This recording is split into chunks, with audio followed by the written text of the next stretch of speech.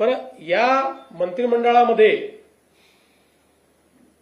त्यावेळेची संपूर्ण शिवसेना होती, उद्धवजी त्याचे प्रमुख होते, शरद पवार साहेबांची पार्टी पूर्णपणे त्या ठिकाणी होती आणि काँग्रेस पार्टी पण होती. या सगळ्यांनी मिळून याला मान्यता दिली, आम्हीच नव्हतो. पण ठीक आहे, आमचा काही त्याला विरोध नाही आहे, पण सगळ्यांनी. कारण माशेलकर साहेबांसारखे, सुखदेव थोरात साहेबांसारखे अभ्यासक ज्यावेळेस एखादा रिपोर्ट देत आहेत आणि तो जर स्वीकारला होता तर चूक काय आहे. पण नेहमीच्या पद्धतीनं सत्तेत असलं की वेगळं बोलायचं, सत्तेतनं बाहेर आलं की वेगळं बोलायचं, सत्तेत असलं की रिफायनरीला विरोध करायचा, सत्तेच्या बाहेर असलं की रिफायनरीला विरोध करायचा, पुन्हा सत्तेत आलं की पत्र पाठवायचं केंद्र सरकारला, आमच्याकडे रिफायनरी करा. ही जी पद्धत आहे याच्यामध्ये केवळ विरोधाला विरोध अशा प्रकारची पद्धती दिसतेय. त्यामुळे खरं तर पहिला प्रश्न म्हणजे या सगळ्या प्रक्रियेत राज ठाकरे नव्हते, कारण त्यांचा मंत्रिमंडळातही नव्हता, अपोजिशनलाही कोणी नव्हता. मला तर असं वाटतं की पहिला प्रश्न राज ठाकरेंनी उद्धव ठाकरेंना विचारला पाहिजे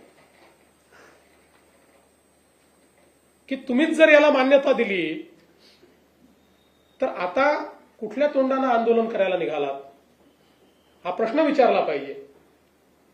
पण आम्ही ही भूमिका ज्या दिवशी दुसरा GR काढला त्या दिवशी आम्ही भूमिका मांडली की आम्ही सक्तीची करणार आहे. आम्हाला अशा प्रकारचे जे विषय आहे हे विषय सर्वानुमते करून घ्यायचे आहे.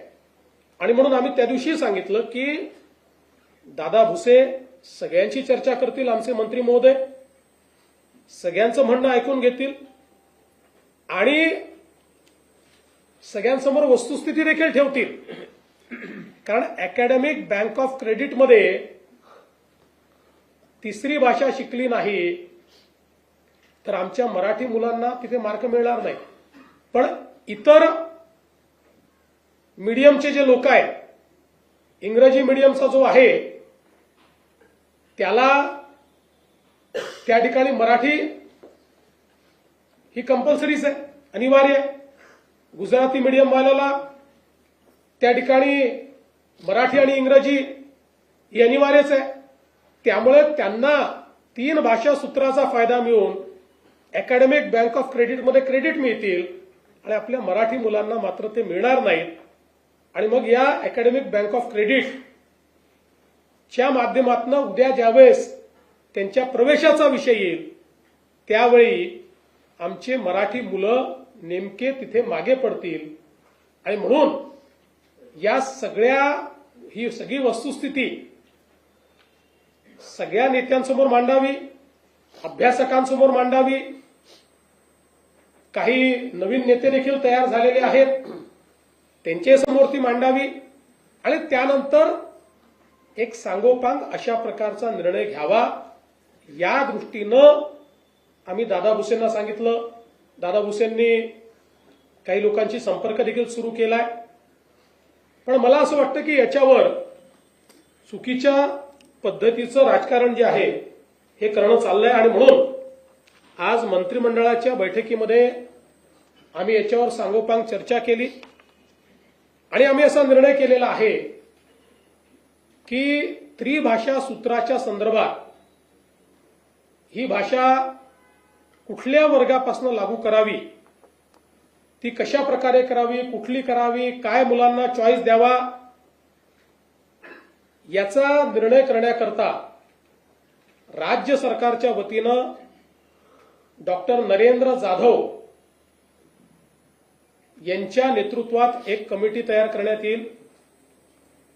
आपण सगळे जाणता डॉक्टर नरेंद्र जाधव साहेब प्लॅनिंग कमिशनचे मेंबर होते, कुलगुरू होते, शिक्षण तज्ज्ञ म्हणून त्यांना आपण ओळखतो. त्यामुळे त्यांच्या नेतृत्वामध्ये एक समिती या ठिकाणी तयार केली जाईल. त्यात काही सदस्य अजून असतील, त्यांची नावं लवकरच घोषित केली जातील. आणि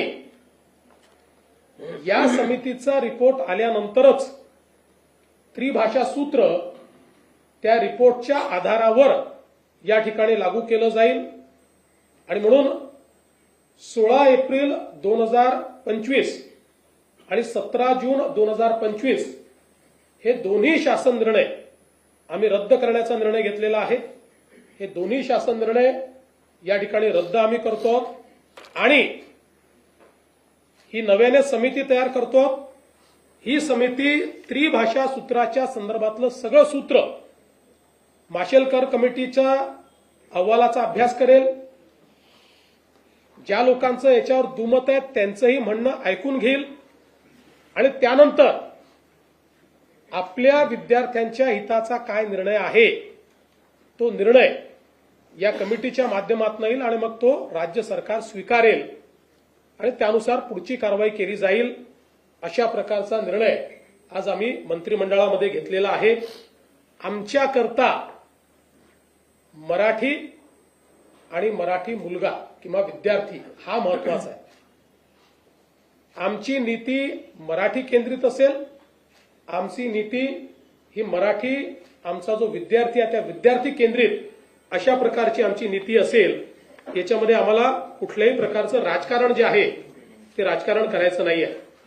खरं म्हणजे उद्यापासून जे काही अधिवेशन सुरू होणार आहे या अधिवेशनामध्ये एकूण 12 विधेयके आम्ही प्रस्तावित केलेली आहेत आणि संयुक्त समितीकडे पाठवलेलं एक जे जनसुरक्षेचं विधेयक आहे ते आता कमिटीने त्याचा रिपोर्ट दिलेला आहे आणि अतिशय सांगोपांग चर्चा करून एकमताने तो रिपोर्ट आलेला आहे.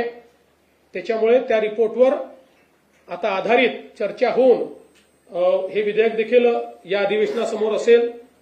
त्यामुळे एकूण जुनं एक प्रलंबित विधेयक, एक संयुक्त समितीचं विधेयक आणि 12 प्रस्तावित विधेयके या सभागृहापुढे येतील. 6 अध्यादेश हे सभागृहाच्या पटलावर ठेवले जातील आणि एकूणच हे जे अधिवेशन आहे आमच्याकडे प्रचंड बहुमत असताना देखील आम्ही अधिवेशनातनं पळ काढणारे नाही. पूर्ण 3 आठवड्याचं अधिवेशन आम्ही घेतलेलं आहे. आमची अपेक्षा आहे की विरोधी पक्षाने या अधिवेशनामध्ये चर्चा करावी आणि त्यांच्या प्रत्येक प्रश्नाला उत्तर द्यायला आम्ही तयार आहोत. राज्याला विकासाकडे नेण्याकरता आमची महायुती उत्तम काम करते आहे आणि त्या दृष्टीनं या अधिवेशनात आमची पुढची ध्येय धोरणं देखील आम्ही त्या ठिकाणी आपल्यापर्यंत आपल्यामार्फत जनतेपर्यंत पोहोचवू.